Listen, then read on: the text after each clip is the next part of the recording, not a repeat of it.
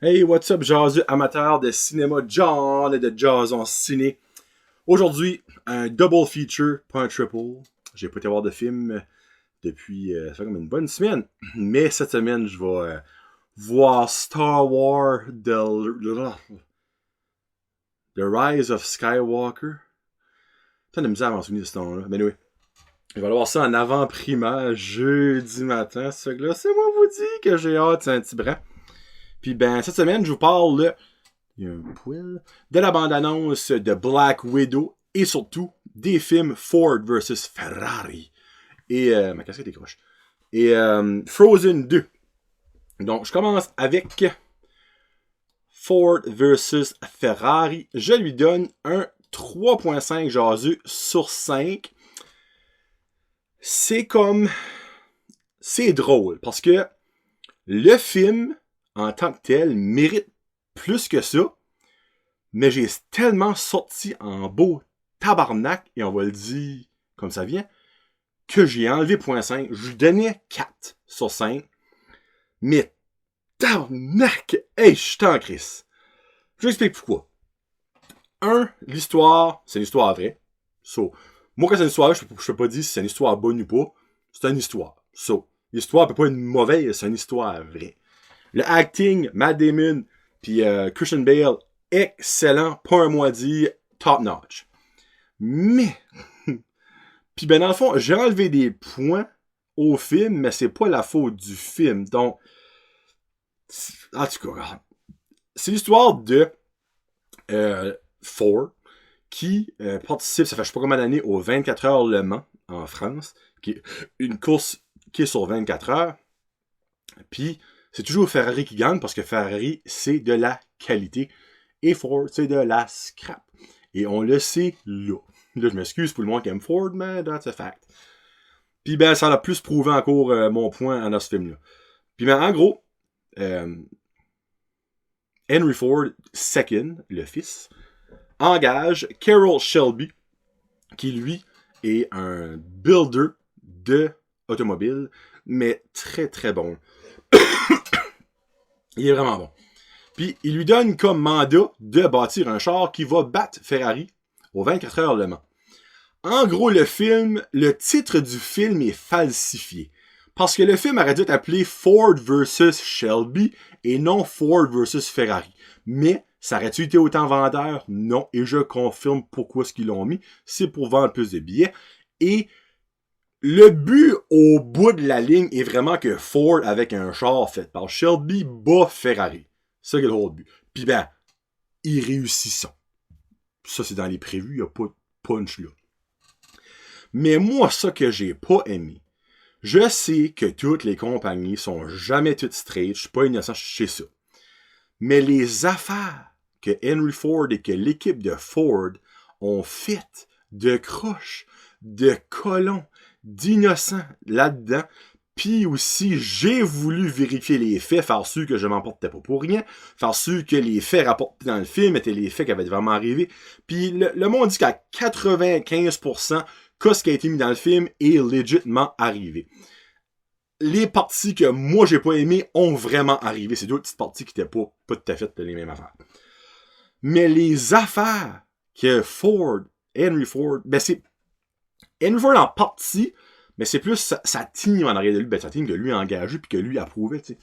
En fait, là, m'ont levé le cœur. Je suis sorti de là, j'étais en tabarnak, j'avais envie d'être brûlé à dos et forward. Là. Comme, no way de ma vie, j'aurais mon père un Ford. Alors, j'ai envie de brûler son trou. Comme, je peux pas croire, il y a du monde qui supporte Ford. Là, vous allez me dire, Jonathan, Toyota fait des affaires 100 fois pire. Nissan, regarde, je le sais, mais ils n'ont pas de film qui le démontre. Mais là, Ford en a un. Puis moi, ça, je me demande à tout ça, c'est si Ford a donné le approval de faire ce film-là. Parce que ça, c'est moi vous dire que, autre que Ford gagne, Ferrari, l'image de Ford passe un hostie de temps. Donc, je reste de même.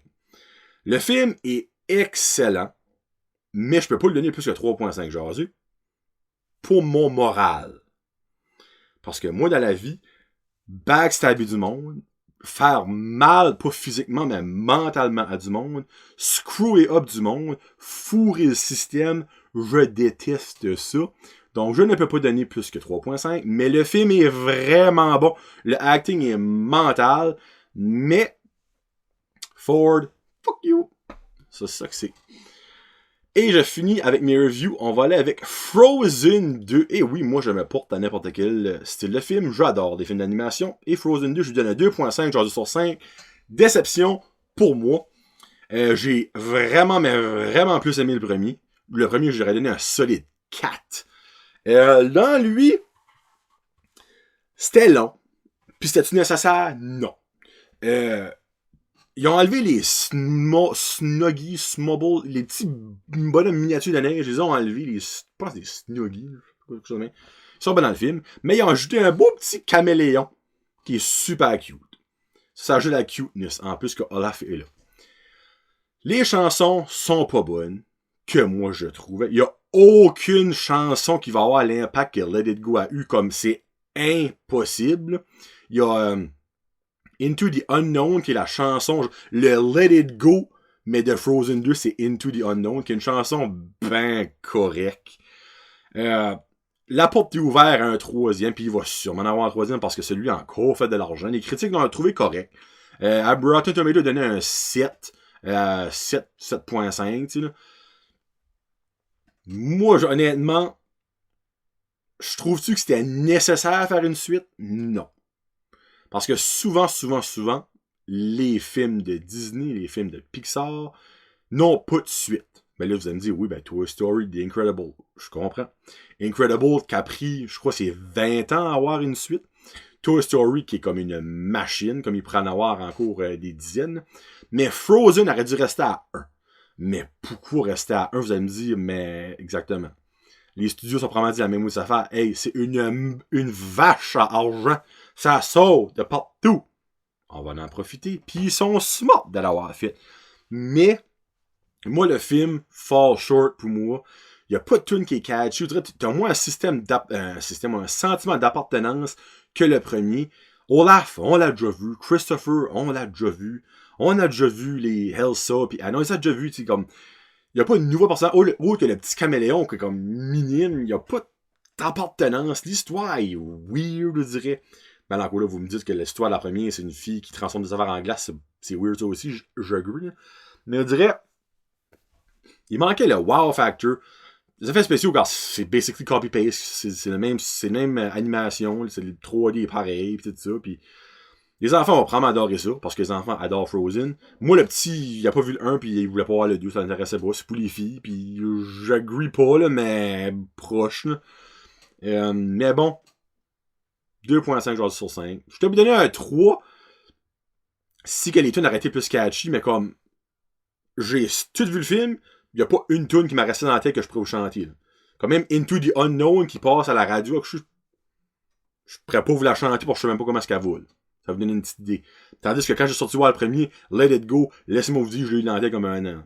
Ça, du coup. Écoutez-les avec vos enfants. Vos enfants vont aimer ça, sûrement. Puis à vous autres, c'est beau. C'est beau. Juste ça même. Puis ben là, je vous parle de la bande-annonce de Black Widow, le prochain film de l'univers Marvel.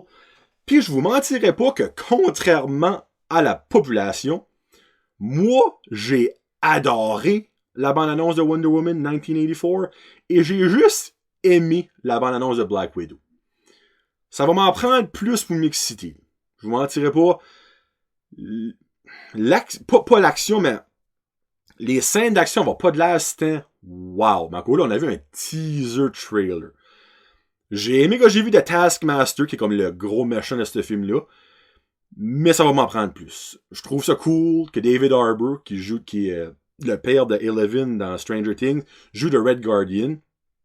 Il a joué Hellboy, si vous ne placez pas encore pour Stranger Things. Il y a Red Guardians.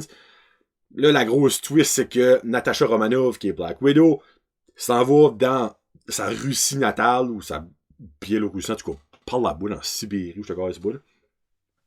Puis ben là, elle rencontre une fille qui a dit « My sister », mais là, c'est pas vraiment sa sœur dans les comics, mais là, dans le film, il préfère une twist que ce serait vraiment sa sœur. Il y a Rachel Weisz qui est là-dedans, qui a l'air une autre genre de Black Widow. Je sais pas. I guess que Iron Man va être dedans. il va être dedans en flashback, il va être dedans vraiment... J'aimerais être plus excité. Mais, je suis pas dans la moyenne, parce que j'ai parlé à du monde qui l'ont vu, j'écoute plein de podcasts sur les films, sur les comic books et tout ça. Eux autres, ça comme... Ouh! Puis tandis que Wonder Woman, ça comme bof, c'était boring. Moi, c'est le contraire, là, comme de A à Z. Là. So, on verra bien ce que ça va. J'ai hâte d'avoir le premier trailer officiel, comme Wonder Woman, c'est 2 teaser trailers. Mais, moi, dans mon livre à moi, un contre l'autre, Wonder Woman haut la main, bas la guerre des premiers teaser trailers, parce qu'ils ont sorti dans l'espace de 2 jours. Là. So, let's go Wonder Woman. Mais Black Widow, qui a probablement beaucoup plus de budget, qui est dans l'univers Marvel, va probablement être un Christy de bon film. Il y a Marvel a déjà fait un mauvais film, autre que Thor Dark World. Just saying. Mais bon, on verra bien ce qu'elle deviendra. Donc cette semaine, je vais aller voir Jumanji et Star Wars The Last... Ah, c'est misère. C'est The Rise of Skywalker. Hey, ça n'a pas de bon sens. The Rise of Skywalker. Bon. Donc, c'est garanti la semaine prochaine, vous avez 2 reviews à Jason Ciné, puis ben, peut-être 3 si en fin de semaine, le temps le permet et que je vais voir un autre film. Donc, passez une très belle semaine cinéma tout le monde. C'était John le Jazu pour Brent Jazu Podcast. Jason Ciné. Peace out. Hashtag bon cinéma.